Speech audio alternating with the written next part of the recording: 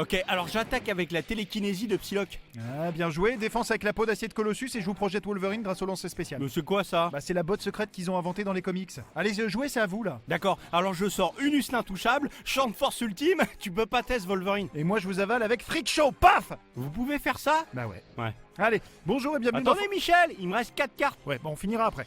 Bonjour à tous et bienvenue dans Fort Accord, votre analyse d'après-film en compagnie de Michel, le spécialiste technique de l'émission. Bonjour Michel. Bonjour Michel, un article répété, une vitre percutée, rien ne m'échappe. Et aujourd'hui Michel, direction les 60s avec X-Men, le commencement. C'est très important pour moi. Si je peux vous aider, je ferai tout mon possible. Inutile de me lécher les bottes, t'y passeras quand même petit canaillou. Bon, d'abord Michel, on va se concentrer sur le début du film qui a lieu en pleine Seconde Guerre mondiale. Donc en... 39-45. Vous auriez peut-être dû être scénariste parce que les mecs devaient pas être très sûrs. Là, on est en 1942, en Allemagne, le vilain Dr Shaw se dit qu'il serait de bon ton d'écouter un peu de musique, sauf que...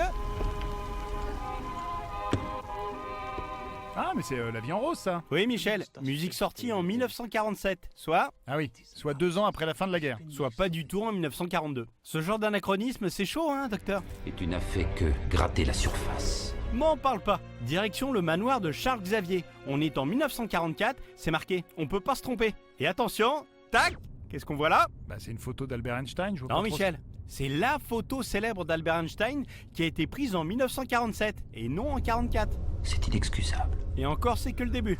Ah, on est de retour dans les 60s là, non? Oui Michel, en 1962 exactement, dans le salon du Dr Shaw, et sur la table on a, tac, des M&M's. Non, pas de marque Michel. Oui, mais j'ai pas le choix Michel, car il s'agit bien de M&M's, et ici, on a un M&M's bleu. Vous auriez très bien pu dire une bille de chocolat enrobée de sucre de couleur bleue dans laquelle il y a une cacahuète. Déjà, c'est très long et très chiant, et en plus, c'est important de le préciser parce que le M&M's bleu est apparu en 1995. On est donc bien loin des 60s. En voilà une surprise. C'est plutôt une grosse bêtise. Et vos rimes sont exquises. Vous-même avez une certaine expertise. Oui, bon, ça va aller. Soyez pas vilain, Michel. Bon, dans cette scène, les jeunes mutants sont réunis dans une salle et se montrent leurs pouvoirs respectifs autour de joyeux rafraîchissements. On peut voir ici que les verres sont éparpillés sur la table.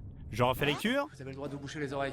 personne n'y touche, et pourtant, comme par magie, les verres se retrouvent bien alignés. Excellent ça. D'autant qu'il les brise même pas, il me semble.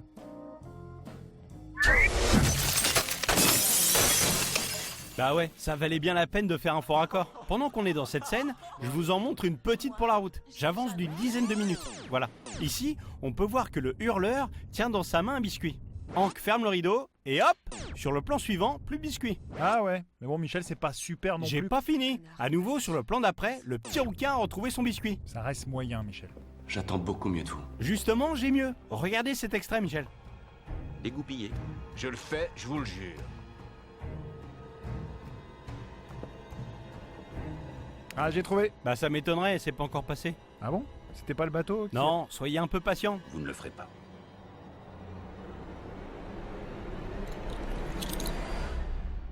Moi, si. Alors? J'imagine que c'est un truc avec la grenade, mais je vois pas quoi. C'est déjà ça. Je vous la repasse. Regardez bien la grenade donc. Vous ne le ferez pas.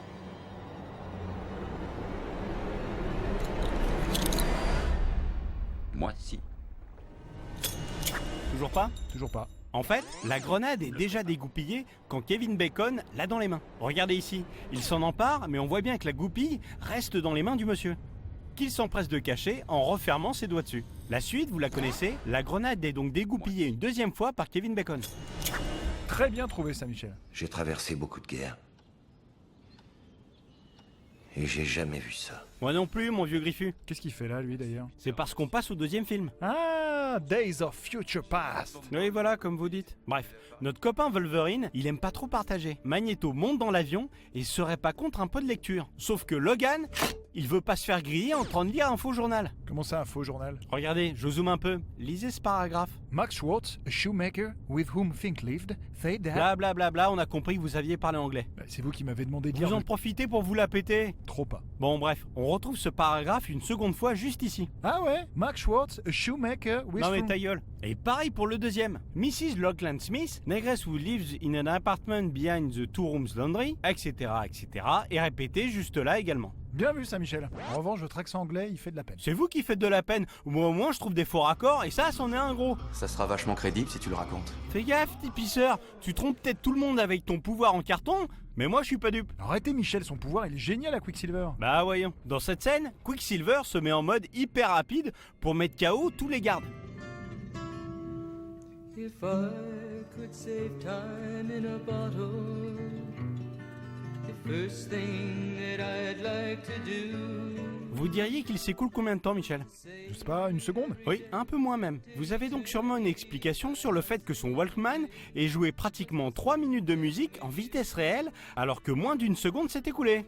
Non, j'en ai pas, mais c'est pour donner une touche sympathique à la scène et elle tue cette scène. Sympathique mais impossible. Si Quicksilver va si vite, il y a très peu de chances que son Walkman en fasse de même. Peut-être qu'il écoute la musique en ultra accéléré, vous savez pas. Alors lui, il me fascine. Moi, il me casse les couilles. Moi c'est pareil. Sympa, Et c'est ce qui fait votre charme, Michel. sympa. Allez, je vous en montre une que vous allez forcément trouver. Regardez.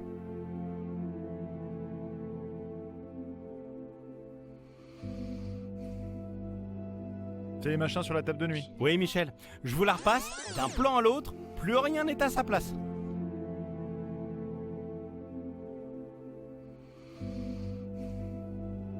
Mais la photo aussi, elle a bougé, non? Bien vu, je vous mets les deux plans côte à côte. Là, on a un cendrier argenté derrière la photo qui se retrouve devant sur ce plan. Quant à la photo, elle est bien loin des bougies et du coin de la table de nuit ici. Sur l'autre plan, la voilà juste devant les bougies et tout près du coin. Putain, mais pourtant c'est pas compliqué de pas bouger les accessoires. James McAvoy a dû trébucher et tout foutre par terre entre deux plans. Sauf qu'on t'a grillé, petit gars. 20 sur 20, bravo. Je l'avais dit, on peut rien vous cacher. Eh ouais, d'ailleurs, vous allez voir, Michel.